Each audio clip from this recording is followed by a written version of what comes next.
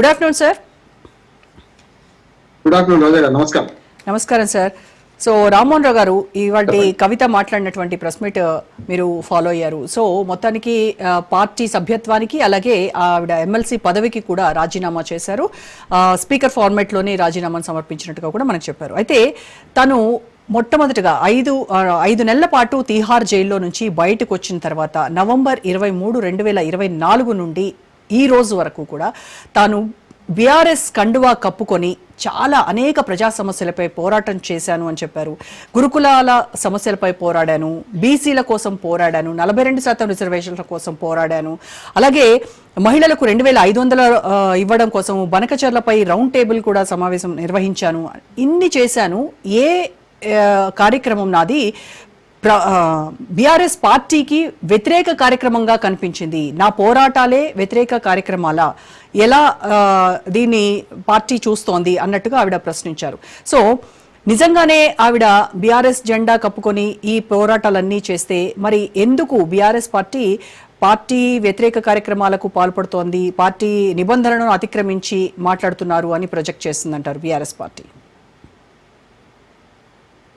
రోజా గారు, మీకు అట్లాగే రాజ్ న్యూస్ ప్రేక్షకులకు నమస్కారం. దీన్ని కొంచెం భావోద్వేగ సమస్యగాను, కుటుంబ కథాచిత్రంగా చూడాల్సిన అవసరం లేదు. ఇది ప్రజలకు సంబంధించిన అంశం. ఎవరెవరి ప్రైవేటు బతుకు వారి వారి సొంతం. పబ్లిక్ నిలబడితే ఏమైనా అంటాం టామ్ టామ్ టామ్ టామ్ అనాల్సి ఇస్తే మహాకవి శ్రీశ్రీ. అట్లాగే ఇది అస్తిత్వ పోరాటం ద్వారా అస్తిత్వ బావుటాగా ఎగరవేసిన జెండా టిఆర్ఎస్ పార్టీ అయితే అందులో వీళ్ళందరూ వ్యక్తుల పార్టీగా మార్చుకున్నారు. అంటే కల్వకుంట మనకు కుటుంబ కథా చిత్రాన్ని 100 రోజులుగా నడిపిస్తున్నారు. 103వ రోజు వాడికి ఆమె అన్నట్టే. కానీ నేనేమంటానంటే ప్రఖ్యాత రచయిత బుచ్చిబాబు గారు కూడా ఒక మంచి మాట అన్నారు. దానికంటే ఎప్పుడో ఒక రచన, మనుషులు చెడిపోవడానికి, మనుషుల మధ్య సంబంధాలు చెడిపోవడానికి 2 కారణాలు. ఒకటి అహం, 2 ఆర్థికం. ఇక్కడ 2 ఉన్నాయి రోజా గారు, చూస్తున్నాం కదా. అహం ఉంది, ఆర్థికం ఉంది. పార్టీ కంటే నేను గొప్ప అనుకున్న ప్రతి నాయకుడు ఎక్కడో పొందబడే సందర్భం చూసాం. టైమింగ్ సరిగ్గా కాదంటున్నాను నేను. రోజా ఇప్పుడు మనకు కవిత గారు బయటపడ్డ టైమింగ్ సరిగ్గా కాదు. నిజంగా బయటపడదలుచుకుంటే హరీష్ రావు మీద కానీ సంతోష్ రావు మీద ఆరోపణ చేయదలుచుకుంటే పార్టీ అధికారంలో ఉన్నప్పుడు, వెలుగుతున్నప్పుడు ఎందుకు చేయలేదు? ఒకటి.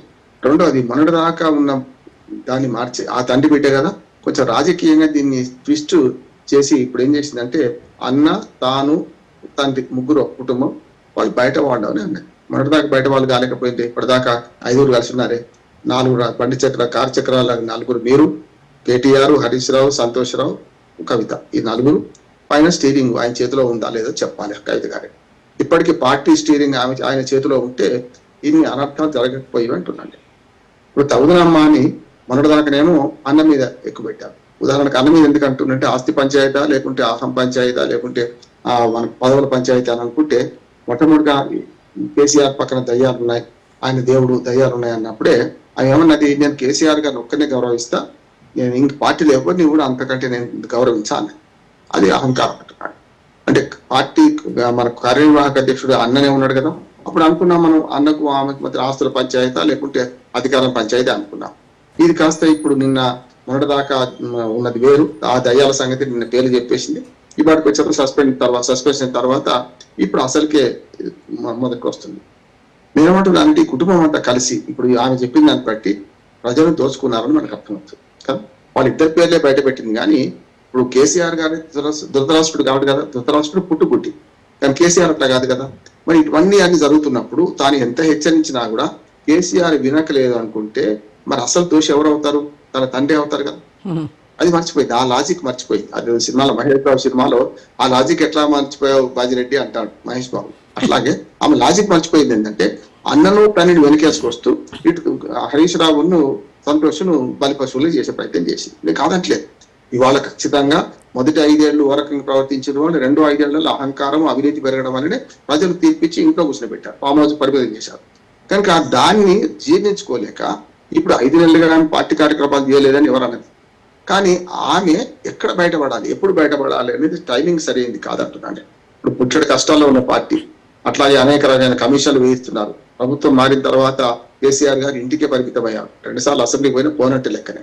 ఇటువంటి పరిస్థితులలో తాను ఏం సాధిద్దాం అనుకోని అంటే కవిత పార్టీ నుంచి బయటకు రావడము కాళ్ళ మీద పడతారు కదా. పార్టీ నుంచి కవిత బయటకు రావడం కరెక్ట్ టైం కాదని అంటున్నారు. ఆ టైం పార్టీకి కరెక్ట్ కాదంటున్నారా, కవితకి కరెక్ట్ కాదంటున్నారా? రెండింటికి, ఇద్దరికి కూడా కరెక్ట్. ఏమంటుందంటే అధికారంలో ఉన్నప్పుడు కనుక ఈ ప్రశ్నలు లేవనెత్తి తండ్రి దగ్గర అంత, ఇప్పుడు ఆమె కంటే చనువు చనువు తండ్రి దగ్గర ఇంకెవరికి ఉంటుంది? మీరు హరీష్ రావు లేని చనువు కూడా ఆమెకు ఉంటది కదా. పోనీ చాలాసార్లు ఒక మాట చెప్తాను, మన కుటుంబాల్లో కూడా తండ్రికి భయపడ్డ కూతుళ్ళు కానీ కొడుకులు కానీ ఏం చేస్తారు, తల్లి ద్వారా మీడియా పోతారు కదా. అటువంటి అప్పుడు ఆమెకు అన్ని రకాలుగా అది ఆ స్వేచ్ఛ ఉంది. ఇప్పుడు తండ్రి గుణాలను, తండ్రి యొక్క రూపురేఖలను కూడా చాలా మందికి బిడ్డలకు అదృష్టం అంటారు, తండ్రి కళ్ళు ముక్కు అట్లా వస్తే. ఒక రకంగా చెప్పానంటే కేటీఆర్ కంటే కేటీఆర్ తల్లి పోలికలు ఎక్కువ అనుకుంటే మనకు కవిత గారికి తల్లి పోలికలు ఎక్కువ ఉంటాయి. ఒక రకంగా చెప్పాలంటే మీరు ఇద్దరిని చూడండి, హావభావాలు కానీ ఇవన్నీ ఒకటే ఉంటాయి. కనుక అట్లా చూసుకుంటే ఇది ప్రైవేట్ ఆస్తుల ఆవిడకి అంత స్వాతంత్రం ఉంటే, రామ్మోహన్ రావు గారు కవితకి అంత స్వాతంత్రం ఉంటే లేఖ ఎందుకు రాస్తుంది? తండ్రితో మాట్లాడేటువంటి స్వేచ్ఛ స్వాతంత్రాలు ఉంటే తండ్రికి లేఖ ఎందుకు రాస్తారు? లేఖ గురించి మాట్లాడాలంటే కవితనే టార్గెట్ చేయాల్సి వస్తుంది. నేను ఏమంటున్నా, ఆనాటి నుంచి రోజా గారు ఆనాడు అమెరికా నుంచి రాగానే లేఖ బయటపడ్డది. అదే పెద్ద సిద్ధమ రహస్యంలాగా రాసింది మీరు. ఎవరు రాసింది? మీ తండ్రి గారు రాసిండ్రు. అయితే మీరన్నా బయట పెట్టాలి, మీ తండ్రి అన్న బయట పెట్టాలి. ఏ కూతురు లేఖను తండ్రి అయితే బయట పెట్టాడు. లేకపోతే మీరు పంపిన మనిషి ఎవరైతున్నారు, ఇప్పుడు కొరియర్లో పంపారా, పోస్ట్ లో పంపారా, ఇదేం చెప్తలేదు కదా. నా లేఖ లీక్ అవుతుంది, నా లేఖ లీక్ అయింది అన్నాడు. అసలు సంగతి చెప్తలేదు కదా అని ఎవరితో పంపింది లేఖను? ఇప్పుడు తండ్రికి లేఖ రాసే పరిస్థితి వచ్చింది, కరెక్టే, ఆ గ్యాప్ పెరిగింది. మీరు ఆ లేఖ రాసి మనిషితో పంపినరా, కొరియరా, పోస్టా, ఇదేం చెప్పకుండా లేఖ లీక్ అయిందంటే అసలు ఇది చిదంబరం రహస్యమా, మొత్తం అసలు ప్రపంచ సమస్యనా అంటున్నాను. అది ఒకటి చేసింది. తర్వాత మా నాన్న దేవుడు చుట్టూ దయ్యాలు ఉన్నాయి. నేను మొదటి చెప్తున్నాను, దయ్యాలు పక్కన పెట్టుకున్నప్పుడు దేవుడు కానే కాదు, ఎవరైనా సరే కేసీఆర్ కావచ్చు, ఇంకే పెద్ద అయినా కావచ్చు, మనకు అభ్యంతరం లేదు. కనుక దేవుడు కాదు దయ్యం అంటున్నాడు. అయితే ఆయన దయ్యం అని కావాలి, లేకుంటే పక్కన ఉన్న కూడా దయ్యాలు కాకుండా ఉండాలి. రెండోది ఏంటంటే ఆమె తర్వాత అమెరికా పోయినప్పుడే, ఇప్పుడు గతంలో పాపం తెలుగుదేశం పార్టీలో ఆగస్టు సంక్షోభాలు వచ్చేవి. అట్లానే ఇప్పుడు దీనికి కూడా ఏమవుతుందంటే ఇప్పుడు అమెరికా సంక్షోభం అంటున్నాను, అమెరికా సంక్షోభాలు వస్తున్నాయి ఈ పార్టీలో. రెండోసారి అమెరికాకి వెళ్ళినప్పుడు తను సింగరేణి కాంగ్రెస్ కార్మిక సంఘానికి గౌరవాధ్యక్షురాలుగా ఉన్న తీసేయడం జరిగింది, కుప్పలీశ్వర్ గారిని పెట్టడం జరిగింది. వచ్చిన తర్వాత కూడా నేనేమంటున్నాను, తండ్రితోని కానీ అంటే అడ్జస్ట్ చేసుకొని పొమ్మట్లేదు. కానీ నాకు ఈ మొత్తం ఎపిసోడ్ లో ప్రజల పక్షం ఆలోచిస్తే రోజా గారు అసలు నష్టపోయింది ప్రజలే కదా. తెలంగాణ ప్రజల మన ఏమంటుంది రక్తము చెమట కలిసిన పన్నుల డబ్బులను వీళ్ళందరూ కలిసి దోపిడీ చేశారని ఆమె చెప్పే ఉద్దేశం. ఇద్దరిని పక్కన పెట్టి ఇద్దరినేమో ముందు పెడుతుంది. కనుక ఆ ఇద్దరు కాకుండా ఈ తిలా పాపం తలా పిడికాడు కదా, అందరు దోచుకున్నట్టే కదా. ఆ లెక్కనైతే ఈమె వాటా కూడా ఉందంటున్నాడు. ఈమె వాటా కూడా లేకుండా ఎట్లా ఉంటుంది? మంచిగా చెడ్డో 4 కారు చక్రాల ఈ 4 మన కేసీఆర్ గారు స్టీరింగ్ అనుకుంటే 5 వాటా ఉంది. ఇలా పాపం తలా పిడికాడు.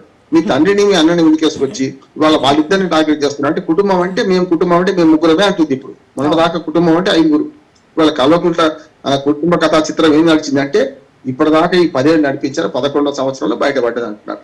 అందుకనే ఒక సామెత ఉన్నది, దొంగలు ఊళ్ళు పంచుకొని, ఈ మాట అంటున్నాను వర్షంగా ఉంటున్నా సరే, దొంగలు ఊళ్ళు పంచుకొని పంపకాల్లో తేడా వచ్చినప్పుడు మాత్రమే ఈ ఇట్లాంటి చూడండి వాళ్ళు పంచుకున్నంతసేపు బాగానే ఉంటారు, బయటపడతారు. అందుకని ఏమంటున్నానంటే మీరన్న ఆ ఇద్దరిని భరించిన కేసీఆర్ గారు కూడా తప్పు అవుతుంది కదా.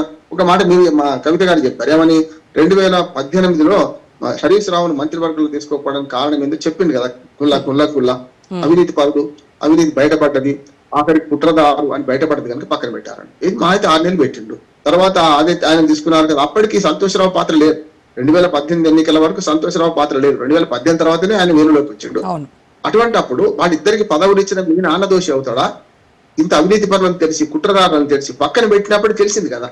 2018 కల్లానే మనకు హరీష్ రావు ఇక రూపం తెలిసింది అనుకుందాం కేసీఆర్ గారికి. అప్పటిదాకా అమాయకుడు, మీరు మామూలు గుర్తుపట్టలేకపోయిండు, అల్లుడి దురాఘాతాలు తెలుసుకున్నాక మళ్ళీ ఎందుకు దగ్గర తీశారు? మరి గత ఈ 6 ఏళ్ళగా మీరేం చేస్తున్నారు? 2018 నుంచి 7 ఏళ్లలో మీరేం చేశారు? దాన్ని హెచ్చరిస్తున్నా వినకపోతే మీరు అప్పుడే బయటపడాలి కదా. అంటే మీరు సేఫ్ సైడ్ కూర్చున్నంతసేపు మీకు బాగుంది. మీరు ఇవాళ పార్టీ నాకు విలువిస్తలేదనో, పార్టీ నన్ను పక్కన పెడుతుందని తెలుసుకున్నాకంటే కదా. ఇంకొక మాట వింటాం, మీ ఎంట్రోలు చెప్పారు మహిళలకు ఇవాళ స్వేచ్ఛ వచ్చిందని. అసలు మీ జాగృతి పార్టీలో మీకు స్వేచ్ఛ ఉందా? మీరు మహిళలకు స్వేచ్ఛ ఇచ్చారా? ఇప్పుడు ఇవాళ చూడండి ప్రెస్ మీట్ ఎవరున్నారు, చుట్టూ ఇటుపక్క అటుపక్క అంత మగవాళ్ళే ఉన్నారు, వెనుక ఇద్దరు ఆడవాళ్ళు కనపడుతున్నారు, వాళ్ళు ఎవరు కనీసం తెలియదు కూడా కదా.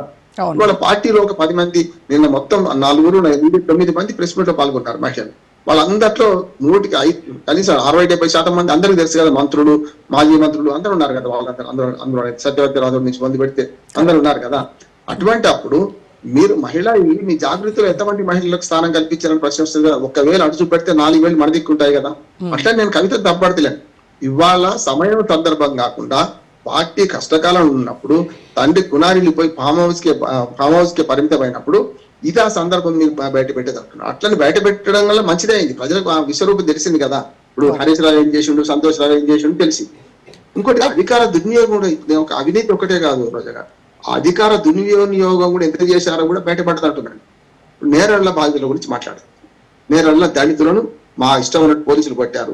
దానికి కారణం ఏంటంటే సంతోష్ సీఎం ఆఫీస్ ద్వారా పంపించిండు, ఆదేశాలు ఇచ్చిండు, దాని ద్వారా కొట్టిండు. మా అన్న బదనామయ్యుడు, పోయి కేటీఆర్ గారు బదనామయ్యుడు. అక్కడ మాత్రం దళితులు ఇవాళ ఏ పని చేసుకోలేకుండా అయిందంటారు. ఎంత దుర్మార్గం అంటే, మీ ఆటలో ఎవరు నష్టపోయిన దళితులు కదా. ఇప్పటికైనా పాశ్చాత్తాపం, ఏమాత్రం పాశ్చాత్తాపం ఉన్నా కవిత గారు ఏం చేయాలంటే అక్కడికి వెళ్ళి 10 లక్షలు ఇచ్చిరండి, వాళ్ళు నష్టం వెళ్ళి కదా. మీరు చేసిన పాప పరిహారం అని అవుతా అంటున్నారు. అంటే మీరు రాజకీయంగా ఉపయోగించుకొని దళితుల మధ్య ప్రేమ చూపెడుతున్నారు ఇవాళ. కానీ ఆనాడే సంతోషరావు ఈ పని చేసినట్టు మీ తండ్రికి ఎందుకు చెప్పలేకపోతే, నిన్నమన్నట్టే వేరు రోజు గారు మీరు అనేది కరెక్ట్. ఎందుకంటే లేఖ రాసే పరిస్థితి నిన్నమని వచ్చింది, ఈ 6 నెలల నుంచి వచ్చింది, 7 నెలల నుంచి వచ్చింది. దానికి కూడా కారణం ఉంది. మీరు లిక్కర్ కుంభకోణంలో ఇరుక్కోవడం వల్ల నా కూతురు నా పరువు తీసింది అని ఏ తండ్రికైనా ఉండదా. లిక్కర్ కుంభకోణం కరెక్టా కాదా అని ఆమె నిందితురాలే, ఆమె నేరస్తురాలు నువ్వు కాలే ముద్దాయి ఇప్పుడు. కానీ ఒక లిక్కర్ 100 కోట్లు చాలా చిల్లర పంచాయతీ నిజమే, 100 కోట్ల రూపాయల మొత్తమే 100 కోట్ల కుంభకోణం అంటున్నారు. అటువంటి దానిలో మీరు ముద్దాయికి నిలబడ్డారంటే ఏ తండ్రికైనా, ఉద్యమకారుడికైనా కొంచెం బిడ్డ మీద కోపం రాదా అంటున్నాను. ఈ 6 నెలలు దూరం పెట్టడానికి అదేందుకు కారణం అనుకోరు మీరు. మీకు ఇప్పటిదాకా 6 నెలల ముందు వరకు బానే ఉంది కదా. మీరు జైలు పోయినప్పుడు కూడా ఆయన మన కేసీఆర్ గారు అన్నారు, ఏ తండ్రికైనా బిడ్డ జైలుకు పోతే బాధ ఉండదా అన్నాడా లేదా, బహిరంగ సభలో అన్నాడు. అందుకని నేను ఏమంటున్నానంటే, మీరు మీ యొక్క ఇది ఈ కుటుంబ కథా చిత్రంలో ముఖ్యంగా అంతఃపుర తగాదాలతో మీరు బయటపడి ఇవాళ ప్రజలకు ఏం సంకేతం ఇస్తున్నారు అంటే, మాది అవినీతి పార్టీ, దొంగల పార్టీ, మా అందరు పంచుకునే క్రమంలో వీళ్ళిద్దరు పెద్ద దొంగలని మీరు చెప్తున్నాం. నేను స్పష్టంగా చెప్తున్నాం, తనయ చెడుగైన తల్లి తప్పు, తనయుడు చెడుగైన తండ్రి తప్పు, శిష్యుడు చెడుగైన గురువు తప్పు అన్నారు. కనుక మీరు ఈ హరీష్ రావు ఏం చేసినా, వీళ్ళు ఏం చేసినా, ఒక గురువుగా, ఒక గైడ్ గా, ఒక మేనమామగా మా నాన్నది కూడా భాగస్వామ్యం ఉండదా లేదా అంటారు మీరు. అందుకనే మీరు ఈ భాగస్వామ్యం వాళ్ళు లేకుండా వాళ్ళు మాత్రం ధృతరాష్ట్రుడా కాదు కదా, పుట్టుగుడ్డ అయితే కాదు కదా కేసీఆర్ గారు, ఇవన్నీ తెలియనివాడు, మా తండ్రికున్న తెలుగుడే నాకేం లేదు.